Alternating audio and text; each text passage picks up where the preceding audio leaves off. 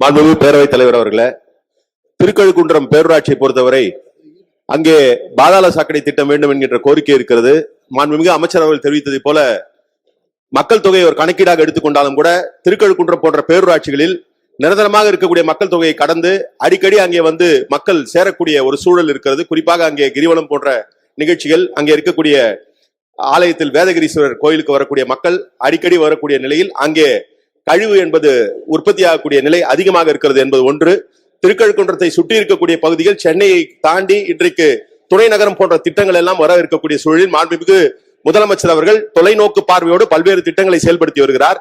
இன்றைய சூழலை மட்டுமே கணக்கில் கொள்ளாமல் எதிர்கால நிலையை கணக்கிலே கொண்டு இன்றைக்கு பல்வேறு வளர்ச்சி அடைந்த இடங்களில் இருக்கக்கூடிய மிகப்பெரிய பிரச்சனையாக இந்த திடக்கழிவு மற்றும் திரவ கழிவு பிரச்சனை இருக்கிறது. ஆகவே இதையெல்லாம் கருத்திலே கொண்டு திருக்கழுக்குன்றத்திற்கு பாதாள சாக்கடை திட்டத்தை அமைத்து தர தங்கள் வாயிலாக அமைச்சரிடம் பணியோடு கேட்டுக்கொள்கிறேன். நன்றி. மாண்புமிகு அமைச்சர் அவர்கள்.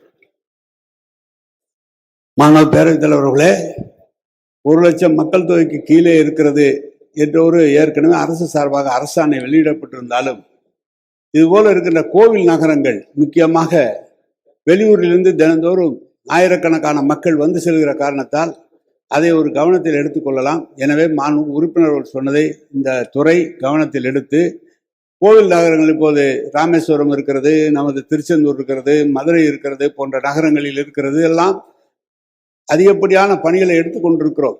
காரணம், நம்முடைய முதலமைச்சர் நகர்ப்புறம் அதிகமாக அவருக்கு இந்தியாவிலே அதிகமான நகர்ப்புறங்களை கொண்ட நாடு தமிழ்நாடு தான்.